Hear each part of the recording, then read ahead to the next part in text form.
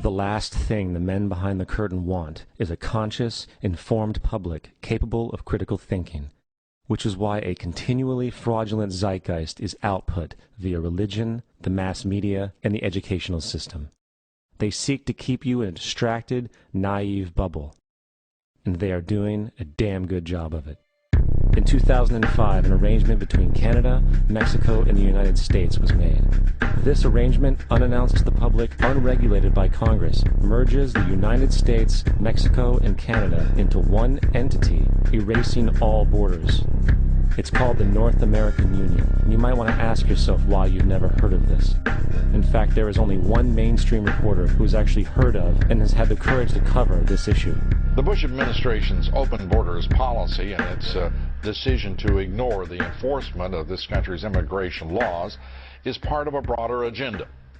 President Bush signed a formal agreement that will end the United States as we know it, and he took the step without approval from either the U.S. Congress or the people of the United States. It's a deal that few have even heard of. It's being done again by very few people at the very top on behalf of the investment class, but the working class of people. Political officials across our country, from communities, from cities and so forth, they don't know anything about this.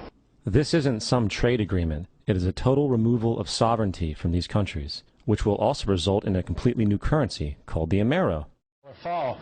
Apart from that, I think one thing people who are dollar-based need to focus on is the Amero. That's the one thing that nobody's talking about that I think is going to have a big impact on everybody's life in Canada, the U.S., and Mexico. The Amero is the proposed new currency for the North American community, which is being developed right now between Canada, the U.S., and Mexico to make a borderless community, much like the EU, and the dollar, Canadian dollar, U.S. dollar, and the Mexican peso replaced by the Amero.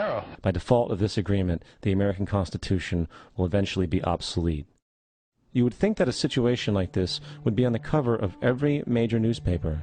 That is until you realize that the people who are behind this movement are the same people behind the mainstream media, and you are not told what you're not supposed to know.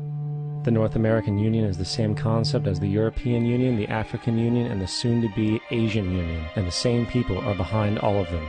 And, when the time is right, the North American Union, the European Union, the African Union, and the Asian Union will be merged together, forming the final stages of a plan these men have been working on for over 60 years.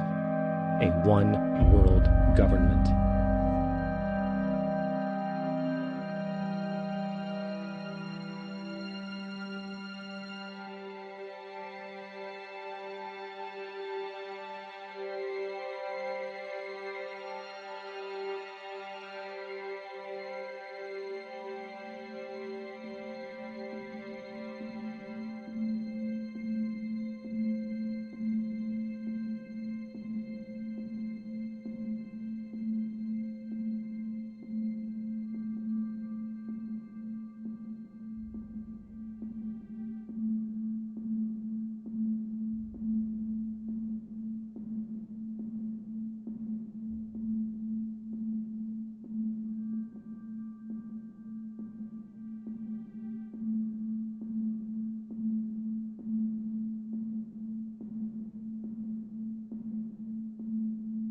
One bank, one army, one center of power.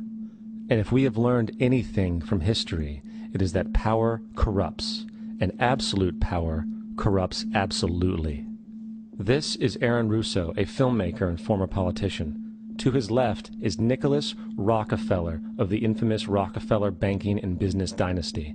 After maintaining a close friendship with Nicholas Rockefeller, Aaron eventually ended the relationship, appalled by what he had learned about the Rockefellers and their ambitions. I got a call one day from an attorney woman I knew, and she said, "Would you like to meet one of the Rockefellers?" I said, "Sure, I'd love to." And we became friends, and he began to divulge a lot of things to me. So he said to me one night, he said that there's going to be an event there, and out of that event, you're going to see we're going to go into Afghanistan, so we can run pipelines from the Caspian Sea. We're going to go into Iraq to take the oil and establish a base in the Middle East, and we're going to go into Venezuela and try and get rid of Chavez. And the first two they've accomplished. Chavez they didn't accomplish. And he said you're going to see guys going into caves looking for people that they're never going to find.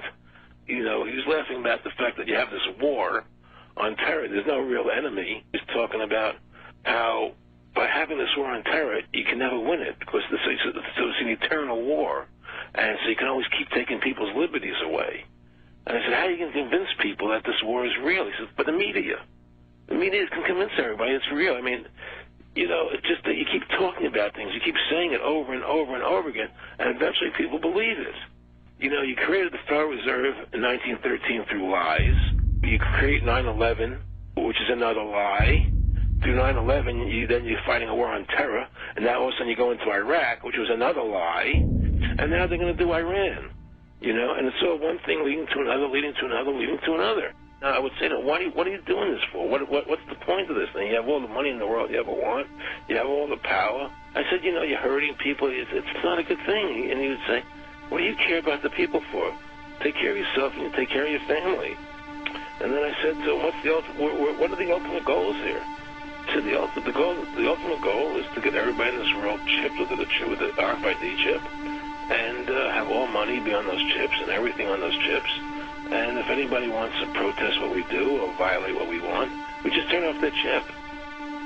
That's right, microchipped. In 2005, Congress, under the pretense of immigration control and the so-called war on terrorism, passed the Real ID Act, under which it is projected by May 2008, you will be required to carry around a federal identification card, which includes on it a scannable barcode with your personal information.